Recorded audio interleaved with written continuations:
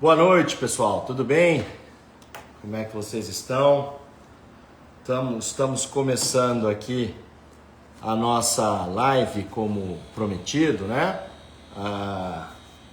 Sobre a parte do ITCMD, a importante parte do ITCMD. Deixa eu pegar minha aguinha aqui. Nessas mudanças todas, né? Então, estou muito feliz de compartilhar isso com vocês. Temos aqui muita coisa para falar. Estou vendo o pessoal que está entrando aí. O Luciano, Mauro, vi ali a Daniele, bacana, Ana Paula. Muito legal, muito legal. Fico muito feliz de vocês estarem aqui comigo hoje.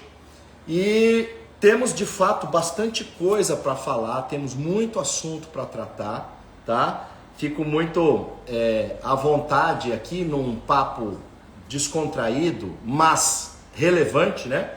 Isso aqui não é uma aula, não é uma... Eu vou tentar mostrar para vocês de uma forma bastante importante, bastante direta, de que maneira o agro vai ser afetado com essa nova lei, tá? Tô vendo ali, entrou meu amigo Fábio, a Manu, enfim...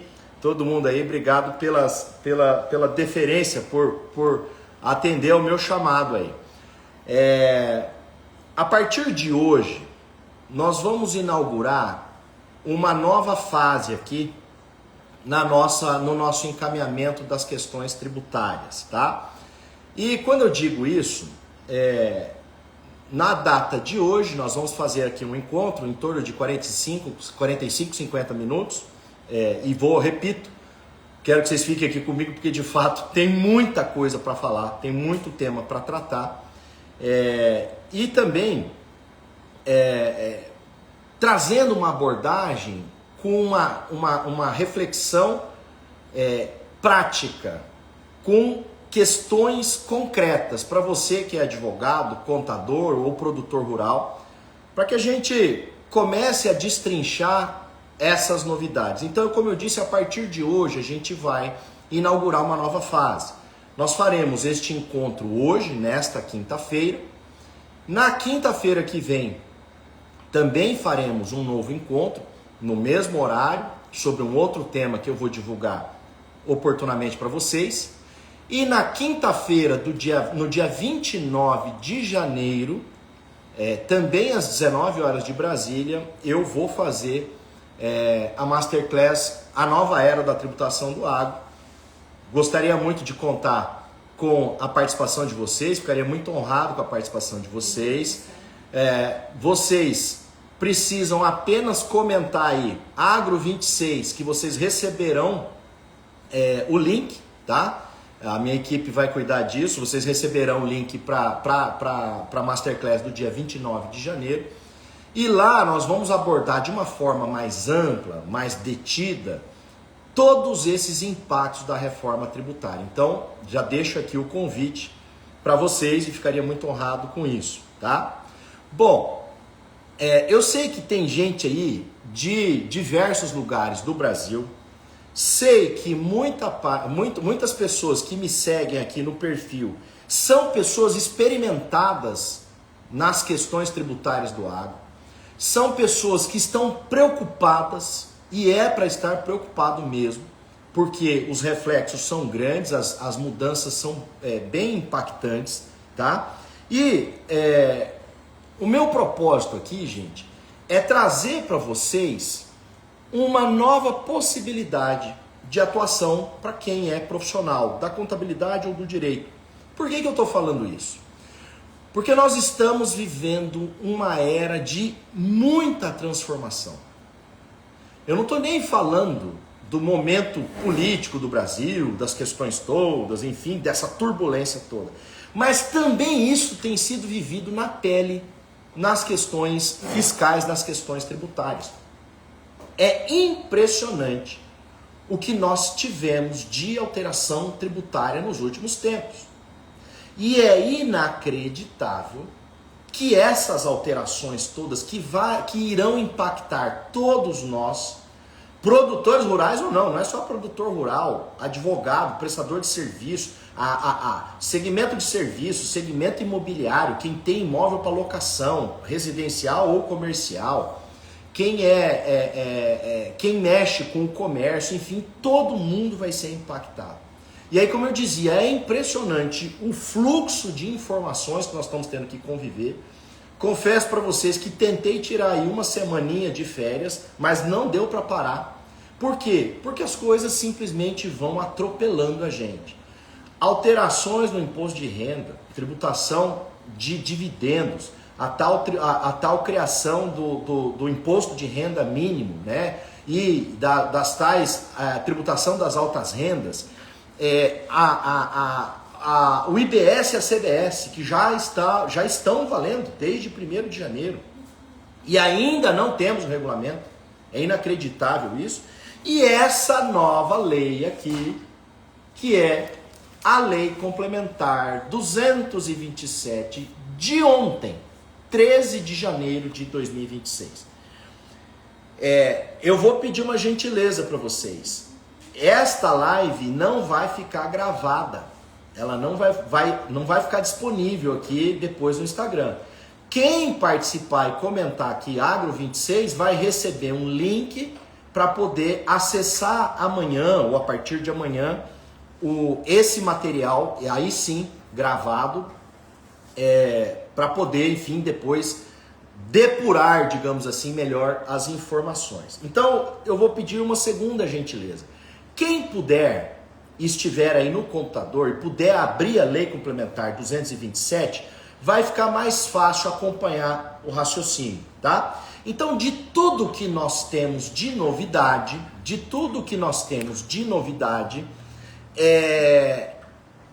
eu vou tratar hoje especificamente do ITCMD, dos impactos sobre a herança, e notadamente voltado, pensando da perspectiva do agro, tá? Então, o que eu quero mencionar para vocês? Nós temos diversos temas a tratar.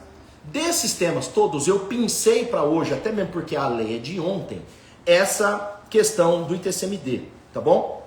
E aí, dentro dessa perspectiva, o que fez essa lei aqui? O que ela faz?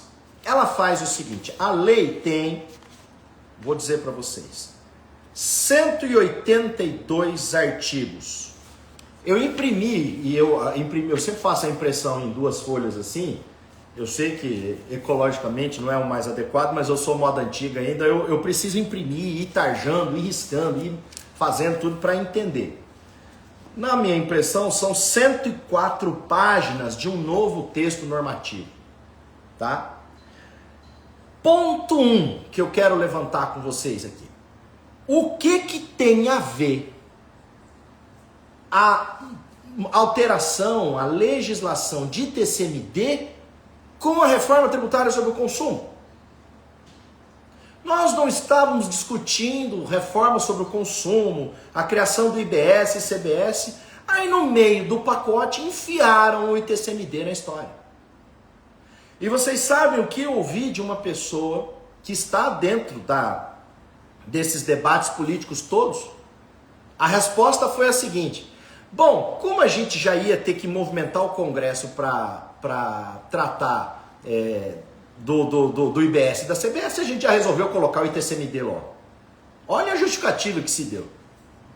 E lembrando que, bem ou mal, o Código Tributário Nacional já tratava, né, nos artigos 35 a 38, salvo engano, do antigo tributo, né, que antigamente, né, o ITBI, na verdade, já teve uma competência diferente. Aí o CTN mencionava, foi alterado, foi passado para o município. O fato é que resolveram criar uma lei nacional de ITCMD no meio desse pacote todo.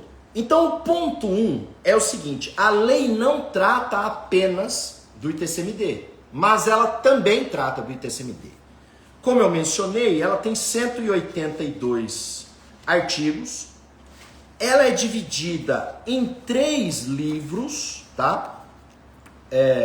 3 livros, e em cada um desses os respectivos temas são tratados. O livro 1 fala da administração e gestão do IBS e da CBS, lá do artigo 1º até o 150,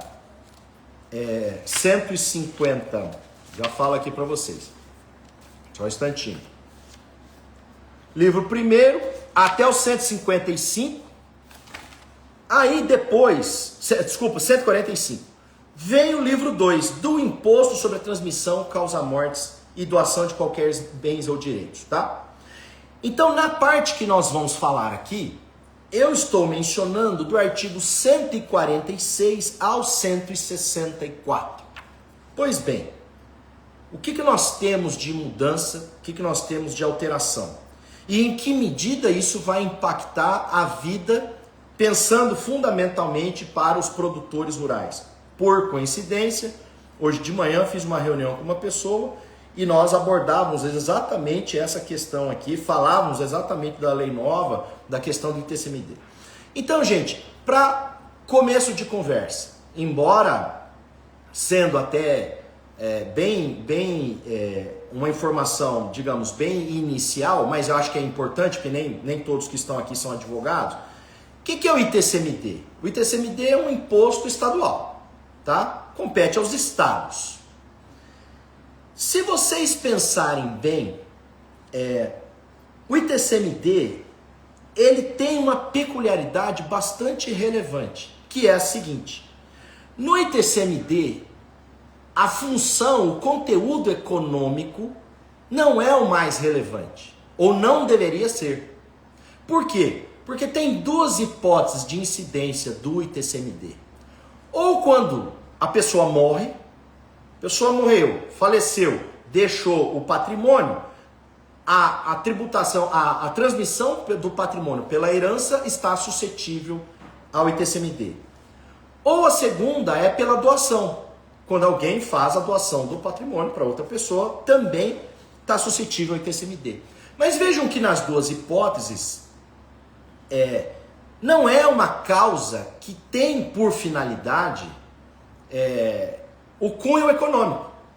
A causa morte não é desejada e a doação, o intuito da doação é justamente transmitir o patrimônio ou o bem, fazer a liberalidade em si e não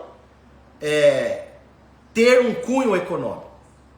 E essa sempre foi uma grande dificuldade em matéria de TCMD. Por quê? Porque as grandes discussões envolvem justamente a mensuração do patrimônio. E, meus caros, essa lei aqui vai dar muito pano para manga.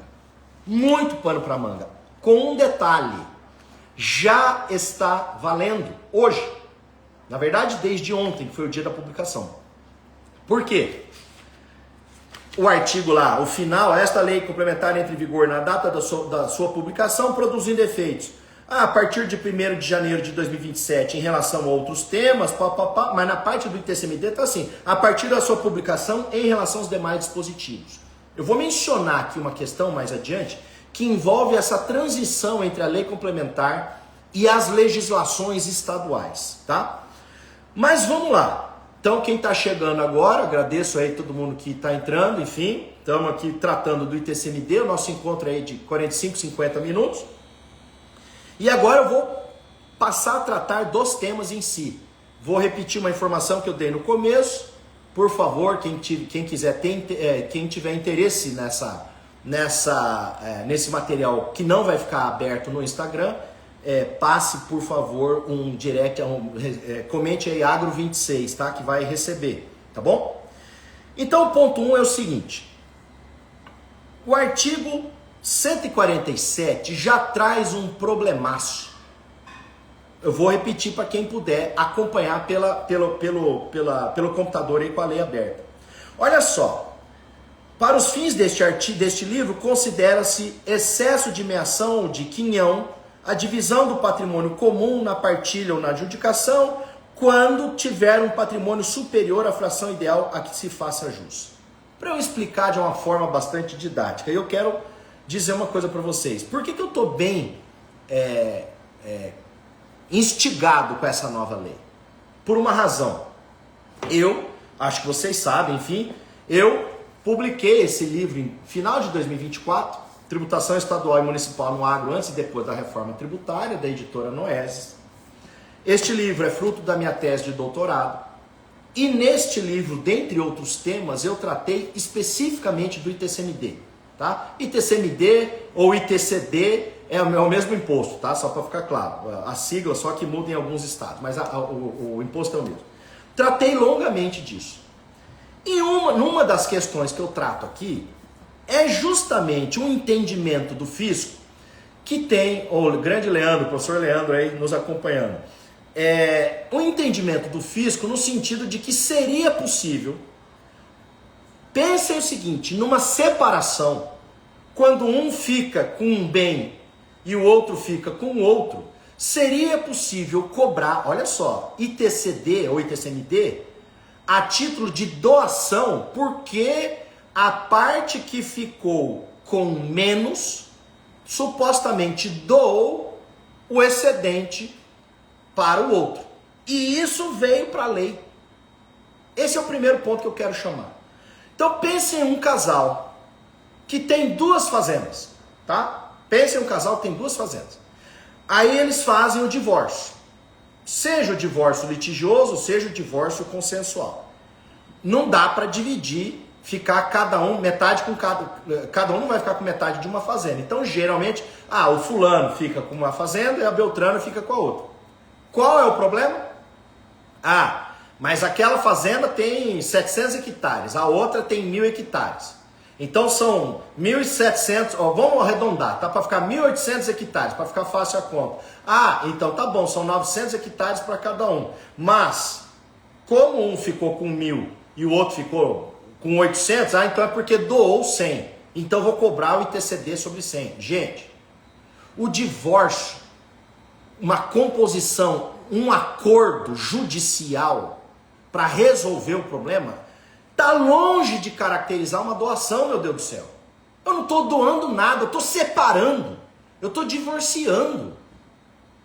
Eu estou me divorciando, então, por conta disso, para resolver o problema, você fica com isso, você fica com aquilo.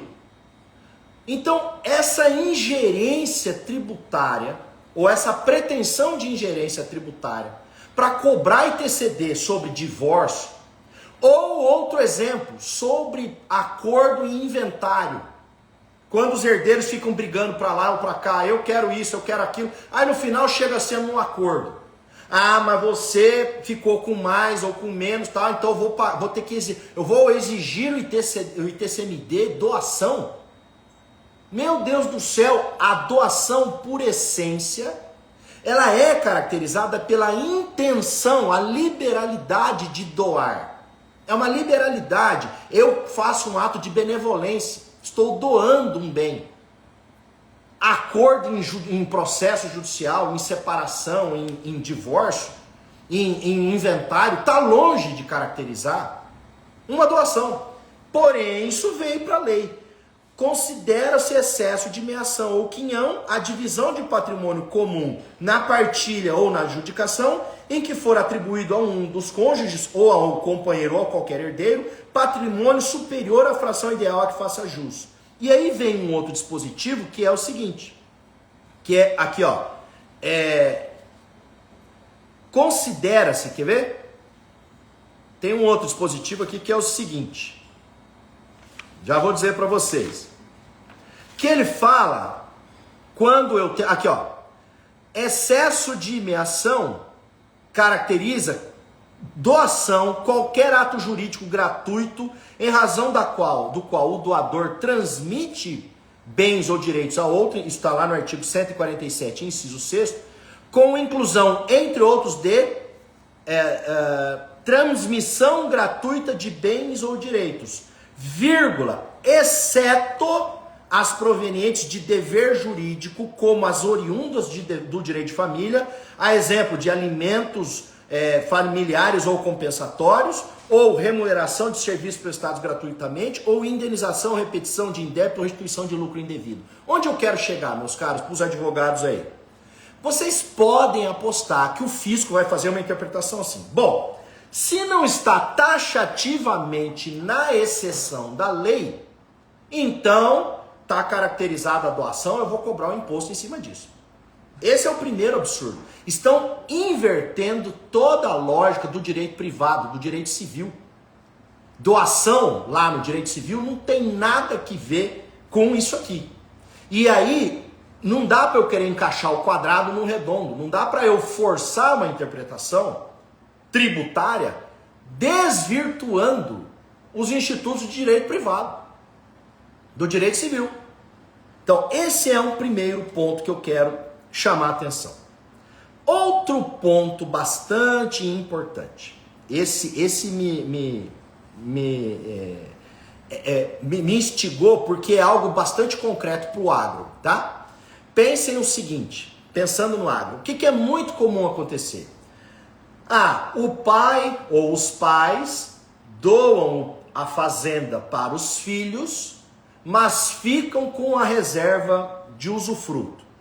O que é ficar com a reserva de usufruto? É o seguinte, tudo que aquela fazenda gerar, ela vai ser revertida para os pais.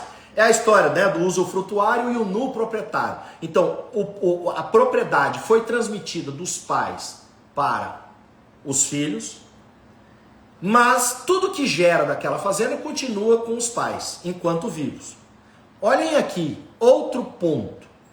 Também caracterizará, para fins de TCD, artigo 147, inciso 6º, a linha C, excessos de...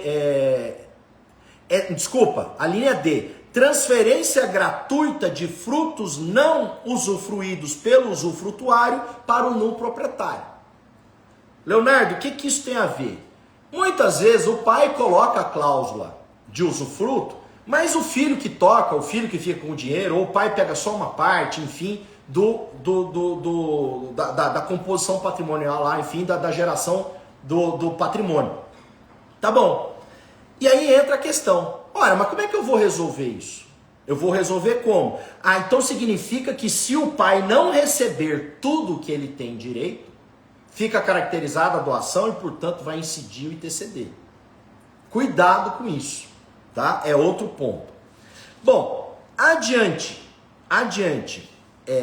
Tem um outro dispositivo aqui, que esse também vai dar pano para manga, que é a linha F.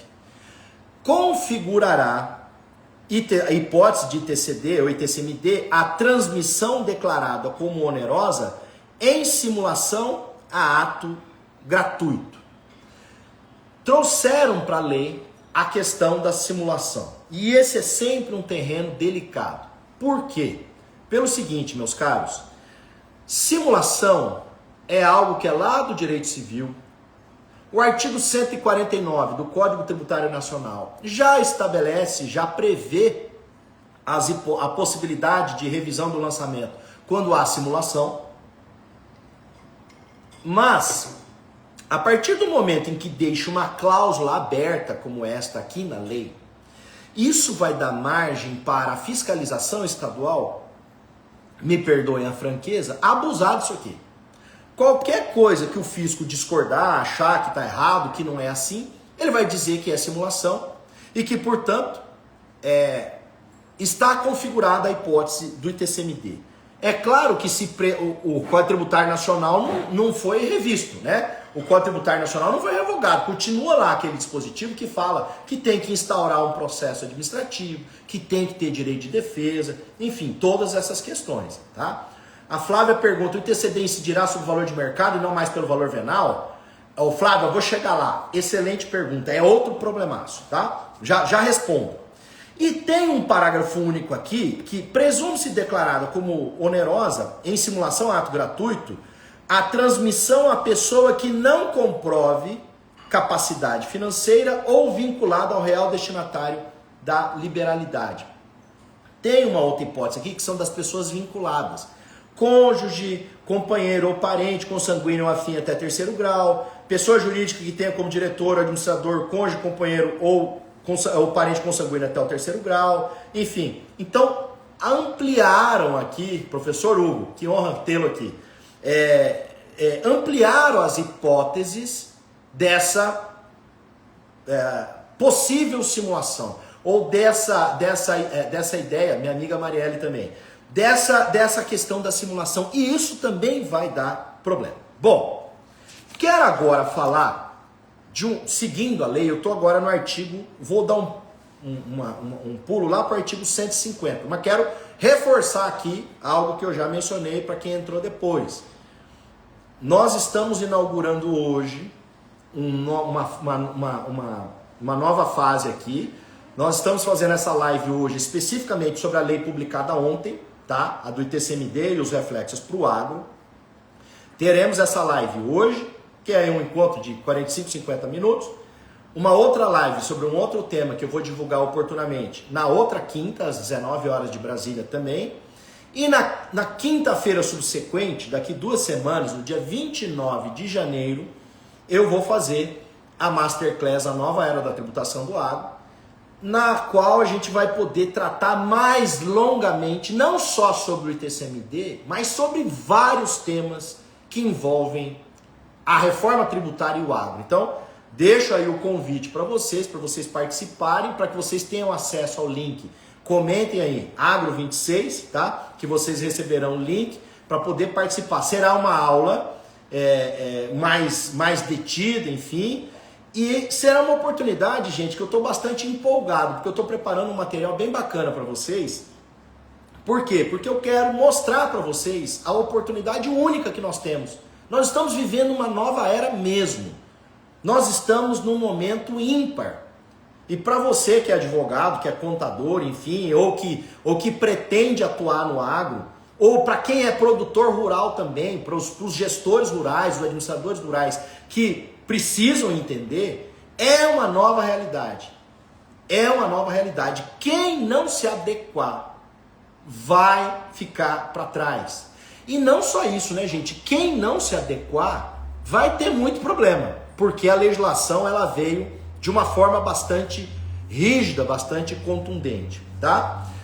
Então, retomando, tem uma questão aqui que é importante. Eu moro, não sei se todos sabem, eu moro em Campo Grande, Mato Grosso do Sul. Aqui em Mato Grosso do Sul, a nossa legislação, ela prevê que quando há doação com cláusula de reserva de usufruto, cobra-se 2/3 no ato da doação e 1/3 final quando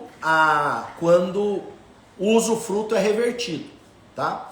Só que agora no artigo 150, e essa é a legislação nacional, o ITCMD não incide sobre a renúncia à herança ou ao legado, desde que seja expressa, e na extinção de usufruto ou de qualquer outro direito real que resulte na consolidação da propriedade plena sob a titularidade do instituidor do direito.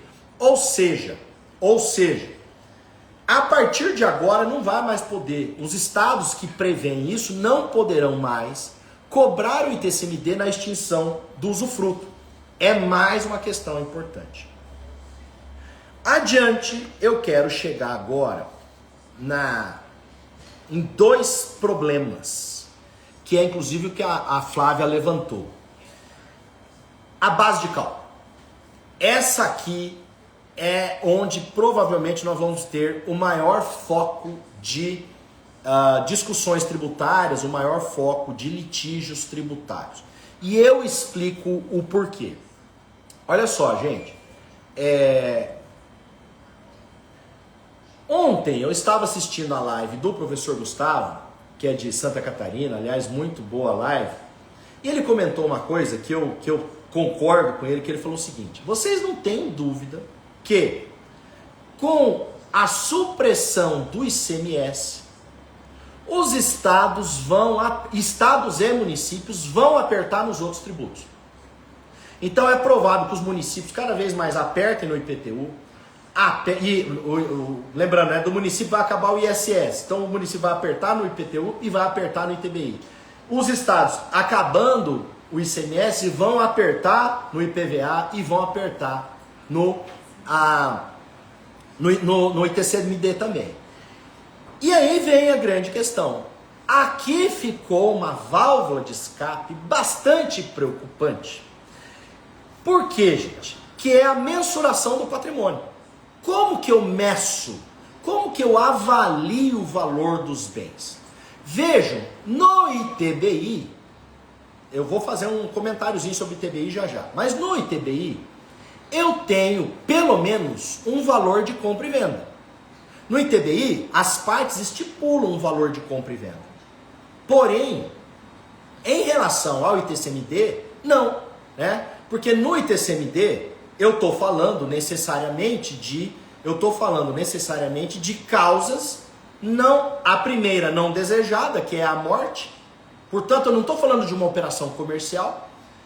E uma causa cujo intuito não é a liberalidade na sua essência, que é a doação. Então pensem comigo, quem doa, doa porque quer doar, não quer doar pelo valor A, pelo valor X, Y ou Z. O intuito é fazer a doação. Na morte, não preciso nem dizer, né, gente? Isso é óbvio. O intuito não é uma causa indesejada, a transmissão pela herança. Então vejam que necessariamente, esse aqui é para isso que a gente estuda. É para isso que a gente estuda, é nesses momentos. Necessariamente, é o que eu vou explicar agora. Nós estamos falando de uma presunção.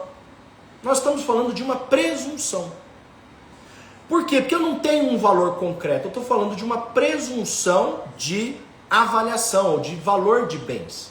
Estou falando de uma presunção que o ITCMD é da essência dele, não se discute. Essa presunção para se chegar num valor estimado. Daí a questão que foi comentada, que sempre se entendeu que era valor venal.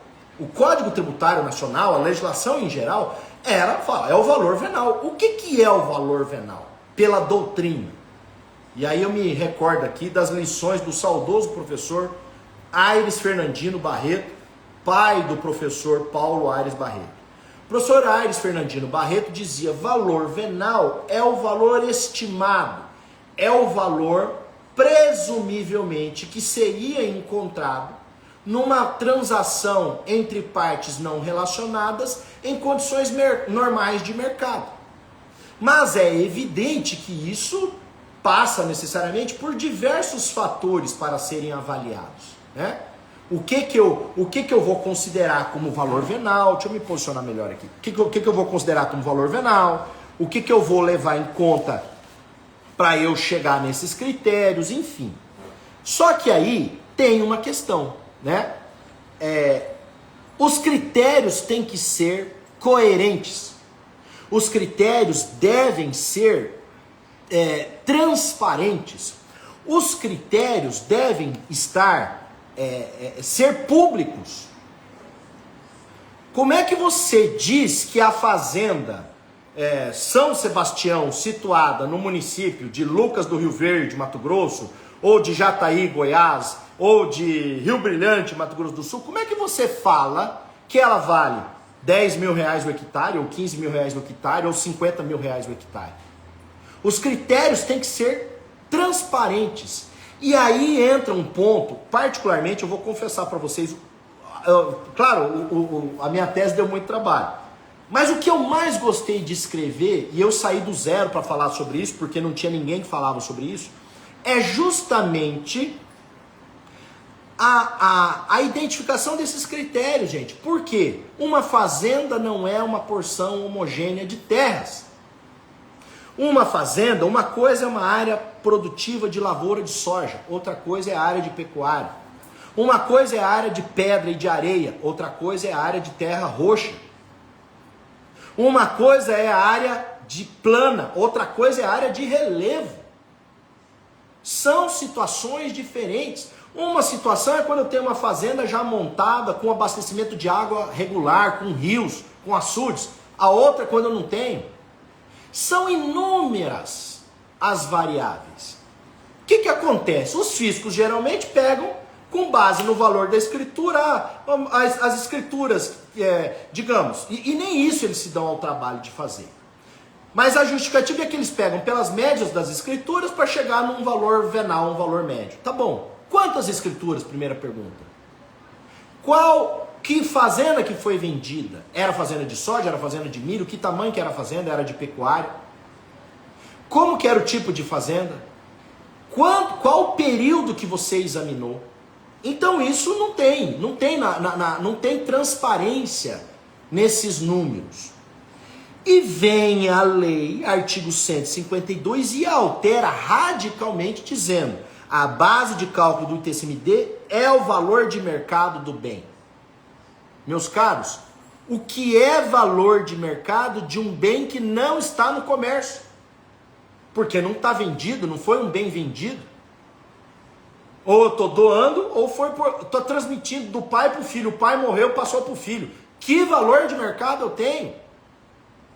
Ah, mas é o valor venal, então eu tenho que chegar lá naquela base presumida. Tudo bem, mas a partir onde eu quero chegar, aqui é a importância dos conceitos normativos. A partir do momento em que eu cravo na lei que a base de cálculo do ITCMD vai ser valor de mercado, vocês não tenham dúvida. O fisco vai deitar e rolar aqui nessa questão. E cabe a nós, profissionais, trazermos argumentos técnicos mostrando que valor de mercado não é valor no chute.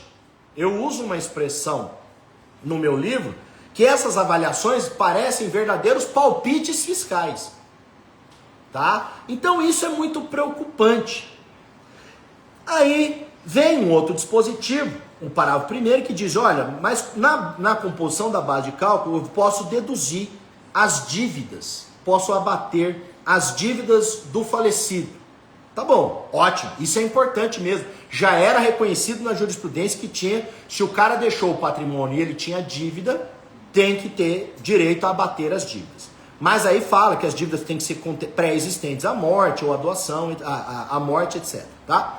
Bom, artigo 153 trata dos imóveis financiados. Esse eu vou deixar para depois, enfim, não vou tratar hoje. Mas o artigo 154 é o que mais me chama a atenção. Envolve a questão das cotas e justamente o problema das holdings rurais, né? Que a gente está habituado, enfim, vocês sabem, é uma realidade no agro, eu tenho operações no escritório sobre isso, e aí está dizendo o seguinte: no caso de cotas ou ações de empresas, de pessoas jurídicas, ou no caso de empresário individual, a base de cálculo do ITCMD será determinada de acordo com as seguintes regras, 2 pontos. Opa! Norma cogente, regra impositiva, regra compulsória para os estados. Só que isso não é bom para o contribuinte. Para falar a verdade, isso é péssimo para o contribuinte, porque agora o fisco vai falar, não, eu estou seguindo o cara crachá aqui. E olhem só o que diz o artigo 154, inciso 2. O inciso 1 é quando tem valor na bolsa, não é o caso do agro, né? Fazenda não está com capital aberto na bolsa. Inciso 2, nos demais casos, que aí são as empresas familiares, a base de cálculo deverá ser calculada com metodologia tecnicamente idônea e adequada às cotas ou ações, inclusive então, olha só a vagueza da expressão, olha só como a expressão é vaga, como a expressão ela é muito aberta. A base de cálculo será calculada com metodologia tecnicamente idônea. O que é uma metodologia tecnicamente idônea? Porque as outras não eram idôneas? Então é algo, né, de se questionar. Idônea e adequada às cotas ou ações, inclusive o método técnico que contemple eventual perspectiva de geração de caixa do empreendimento. Meu Deus do céu, colocaram na lei tributária a futurologia. Então agora, eventual perspectiva de geração de caixa do empreendimento comporá o critério para se mensurar qual é o valor da ação ou da cota da empresa. Então o que geralmente essas empresas, as chamadas holdings rurais são? São empresas limitadas, cotas de responsabilidade limitada, empresas familiares, né? Empresas familiares, em que nós temos ações, cotas ali, entre pais e filhos, enfim, não é algo que está aberto para o mercado. Tá bom, mas vem a questão, como que eu vou levar em conta a expectativa futura do caixa do empreendimento? Se o fato gerador se dá no momento da morte ou da doação. E pior, deverá o valor corresponder no mínimo, portanto pode ter outras coisas, ao patrimônio líquido ajustado pela avaliação de ativos e passivos a valor de mercado. Mais uma vez a questão do valor de mercado. Acrescido do valor de mercado do fundo de comércio, conforme estabelecido na legislação do ente tributante. Gente, só o artigo 154.2 daria para eu ficar falando 3 horas com vocês aqui. Mas eu vou resumir, para eu fechar aqui o nosso raciocínio. Primeiro problema qual vai ser esse método? Segundo problema, perspectiva de geração de caixa do empreendimento. Gente, vamos lá, vocês sabem, vocês que são experimentados no agro aí. A soja era R$80, depois foi para 130, depois 150, bateu a 200, caiu, voltou para 100, está em 120, 115, 130. Como que eu vou, a arroba do boi era tanto, foi, chegou, 200, 300 reais, baixou, como que eu vou saber quanto que vai estar a soja no final deste ano? Ou a arroba do boi? Como que eu vou saber o quanto de soja vai ser gerado, se eu vou colher 60 sacas por hectare, 70 sacas, ou 75, ou 65? Se depende de chuva, se depende de valor do dólar também para custo de insumo, tá? Se depende de uma série de variáveis.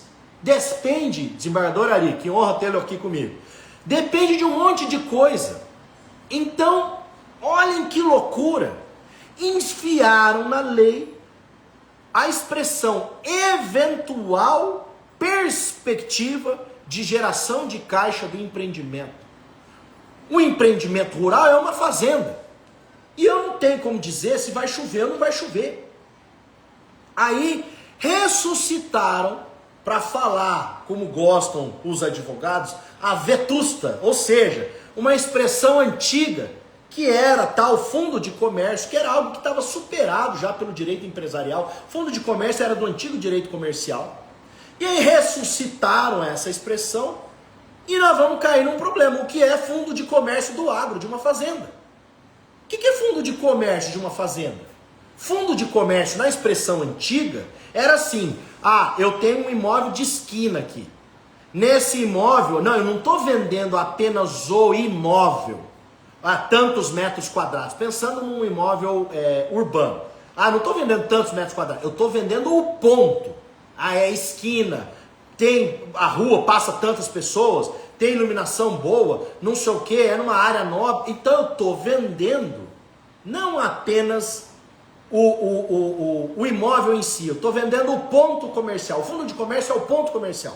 Gente, uma fazenda não é isso. Uma fazenda não é ponto comercial.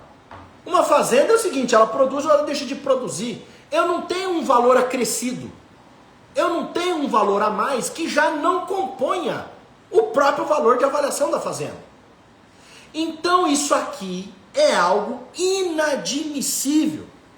E tem mais uma questão. Vírgula, conforme estabelecido na legislação do ente tributante. Mas peraí.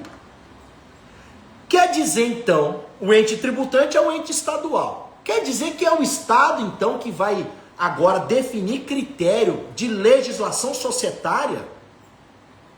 Gente, questões societárias são de competência exclusiva da União. Só pode a União, só pode ter legislação federal sobre isso. Eu não posso ter legislação. Só que deram uma margem para cada estado definir o seu critério. Então aqui caiu um pouquinho a conexão, acho que voltou. Vamos lá, para fechar. quero falar de duas últimas coisas, tá? De três coisas, rapidinho aqui, que eu falei que era 45 minutos, 45 a 50 minutos. Três coisas. Alíquotas. Alíquotas. Para de mexer que tá balançando. Tá. Alíquotas. As alíquotas do ITCMD serão progressivas. Opa. Ah, Leonardo, mas já tinha, de fato eu falo isso inclusive no livro, o Supremo já tinha autorizado o ITCMD progressivo há mais de 10 anos, num recurso repetitivo, em repercussão geral lá, enfim. Só que agora virou lei nacional. Os estados terão que adaptar as suas legislações à progressividade. E qual é o problema? O que é progressividade, meus caros? Quanto maior o valor do patrimônio, progressivamente maiores as alíquotas, igual ao imposto de renda. E aí vem o parágrafo 2º e diz, para a aplicação das alíquotas deverá ser considerado o enquadramento do valor da base de cálculo na fase inicial e naquilo que a exceder na faixa subsequente e assim sucessivamente. Minha pergunta para vocês, onde vocês acham que vão se enquadrar as fazendas? Nas alíquotas máximas, né? Então isso aqui é um problemão também. E tem uma outra previsão que as alíquotas observarão a alíquota máxima fixada pelo Senado. Olha só, muita gente falou enquanto estava em discussão o PLP, não, tá no PLP que não, mantiveram a alíquota de 8%. Não é verdade. Tá aqui, na lei. Por isso que eu não quis ficar falando do projeto, porque durante o projeto, a gente sabe como é que a coisa como entra e depois como é que vai sair, né? Durante o projeto tinha esse debate aqui. Mas hoje está assim, é conforme a resolução do Senado. Hoje a resolução do Senado fala em 8%. Nada impede que amanhã ou depois essa resolução seja alterada e essa alíquota vá para 10, 12 ou até dobre para 16%. Tem alguma informação concreta de que o ITCMD vai ser alterado e pode dobrar? Não tem. Porém, nesse ambiente de reforma, de aumento de carga tributária, de só arrecadação e arrecadação, não me surpreenderia, vou deixar claro, não me surpreenderia uma eventual modificação futura, subindo o ITCMD, o teto, para que eu acomode mais faixas em cada uma dessas alíquotas, tá? Essa era, eu falei que eram três coisas finais. Essa era uma delas. Segunda questão final. Da fiscalização. Essa aqui, eu não sei se vocês já viram, os advogados, eu vi meu amigo Sérgio aí, professor Sérgio, de Goiânia. Olhem o artigo 160. Olhem o artigo 160. A homologação do cálculo do ITCMD compete privativamente à administração tributária dos estados e Distrito Federal por meio dos seus servidores efetivos competentes para efetuar o lançamento de ofício. Ué, professor, mas não é assim? Isso já não é assim mesmo? Pera aí. O que tem mais discussão de ITCMD, de inventário? Discussão de TCD ou ITCMD em inventário é justamente o valor da avaliação.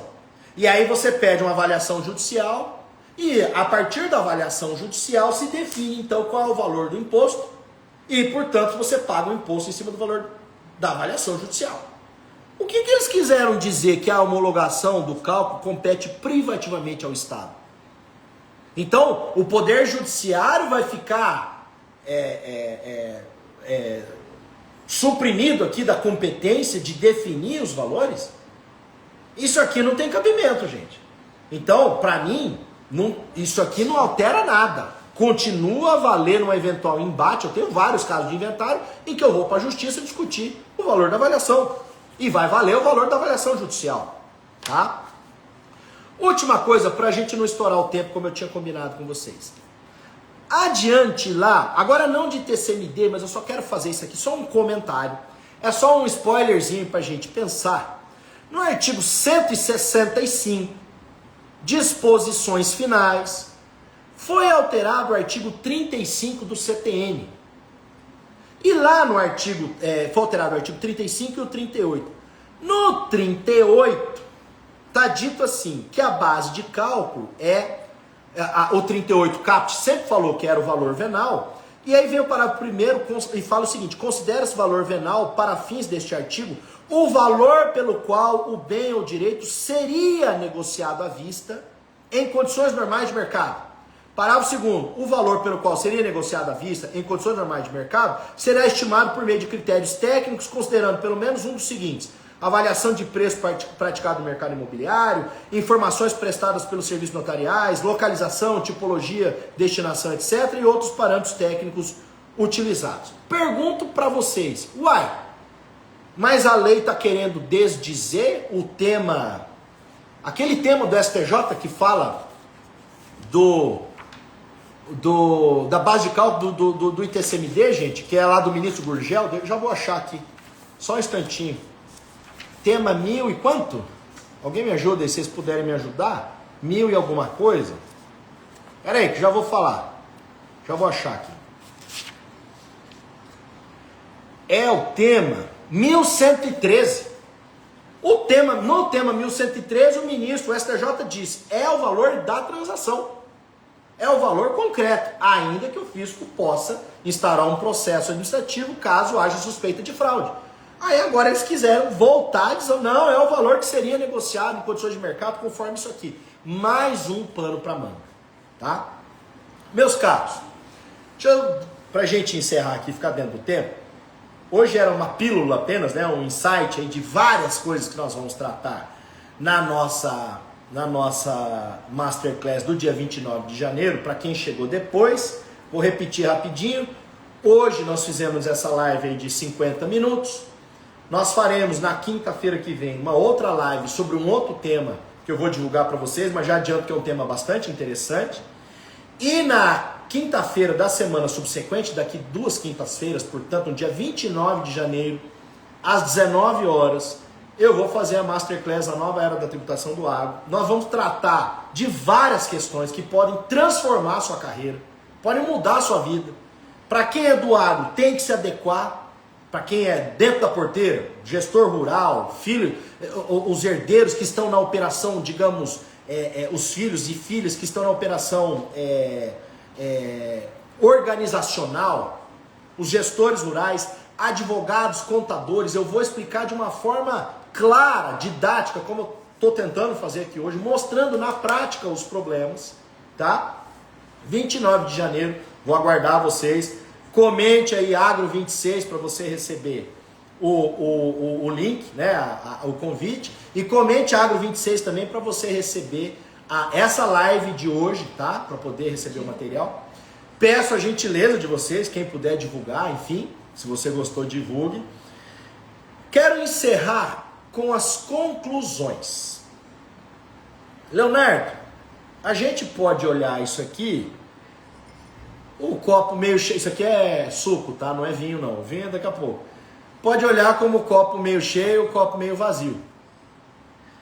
Pensando nessa enxurrada de transformações que nós estamos vivendo, que são preocupantes, pensando nessa avalanche de mudanças, de regras não discutidas, de tudo empurrado goela abaixo, nós, como cidadãos e cidadãs, temos o direito cívico de nos insurgir, de ficarmos abismados com isso tudo.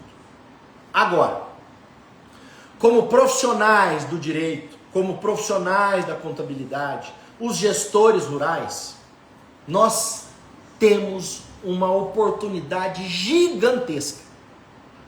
Por quê? Porque isso aqui que nós estamos fazendo, pouca gente está fazendo. Sair na frente, meus caros, pressupõe, leva a clareza nas decisões, leva a um diagnóstico preventivo. Eu não estou buscando aqui o cara que fez tudo errado e que depois vai chegar lá chorando leite derramado. Nós temos como profissionais uma oportunidade única, histórica. Eu repito, eu acho essa lei aqui, eu acho a reforma tributária, elas têm um monte de problemas. Eu sou crítico à reforma tributária, já deixei a minha posição demarcada várias vezes.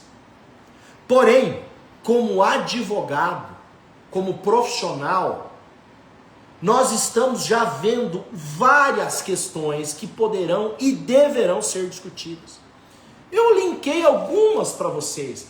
Ah, Leonardo, quer dizer então que não vale mais a pena constituir holding? De forma alguma. Não é isso. A holding é sim uma estratégia que não é uma coisa pronta de prateleira para todo mundo. Depende da avaliação, depende do interesse da família, depende da situação concreta. Ah, mas então quer dizer que eu vou desfazer negócios? Não. Quer dizer que eu vou ficar como pessoa física? Não necessariamente. Ficar como pessoa física, produtor pessoa física, continua sendo uma boa estratégia. Mas na PJ também. Depois nós vamos falar sobre a tributação dos dividendos para o agro. Tem peculiaridades que as pessoas não estão se dando conta. Nós vamos falar várias coisas na Masterclass. Tem muito tema para tratar, gente. Parte de IBS, de CBS, de crédito, de diferimento. Quer ver uma coisa interessante? Produção híbrida. Produção de soja, que vai ser tributado pelo IBS e CBS, e de feijão, que não é tributado pelo IBS e CBS. Como é que vai ficar? Tem muita coisa para falar, mas tem muita coisa mesmo. Eu vou dizer uma coisa para vocês. Eu passei aí estudando essa lei, essas legislações todas, li e estudei. Não, é uma análise ainda preliminar, né, da lei nova de ontem. E aí um adendo, né? Eles, com essa lei aqui, eles alteraram 99 artigos da lei anterior que acabou de entrar em vigor. É um absurdo, o Brasil está um absurdo mesmo nessa questão. Mas enfim, eu quero encerrar dizendo para vocês que se tem alguém no deserto com sede, a gente tem condições de oferecer água pura. Se tem gente chorando, a gente tem condições, nós todos aqui, de oferecer lenço. O que eu estou propondo para vocês? Eu estou propondo uma imersão mesmo, mergulhar nesse negócio para entender, para você mudar a sua carreira, para você começar a mostrar para o seu cliente os problemas que ele nem sabe que ele vai ter, e você se antecipar a eles. Gente, faz mais de 20 anos que eu estudo tributação no agro. Minha pesquisa, minha linha de pesquisa acadêmica toda foi na parte da tributação do agro. Eu sou professor há muito tempo, sou advogado focado na parte tributária do agro. E vou dizer uma coisa para vocês. Eu estou vivendo um momento de paradoxo. E eu já explico o porquê. Como assim paradoxo? Eu estou muito preocupado, mas ao mesmo tempo eu estou muito animado. Estou preocupado com todas essas transformações, mas estou muito animado com todas as possibilidades que estão se abrindo. Tá bom? Acabamos de completar 1 hora aqui da nossa transmissão. Eu preciso encerrar, até mesmo porque a paciência de vocês se esgotou. Espero ter demonstrado aqui alguns problemas do ITCMD para o agro. Acho que já ficou claro aqui que a gente vai ter muita coisa para discutir. Reforço então, vou aguardar vocês no dia 29 de janeiro, às 19 horas de Brasília, na Masterclass, a nova era da tributação do agro. Vou aguardá-los também na quinta-feira que vem. E tanto na quinta-feira para receber esta live, que não vai ficar aberta, vai ficar exclusiva para quem participou, comenta aí, ou manda no meu direct lá, Agro26, tá? Para receber esse material de hoje, um e-bookzinho que a gente vai fazer com esse material de hoje, quinta-feira que vem, e na Masterclass, e conto então com a participação de vocês. Ok, gente? Obrigado, um abraço a todos, fiquem com Deus, tá bom? E vamos ter um ano muito agitado, mas vamos lá, vamos encarar. Um abraço a todos, valeu!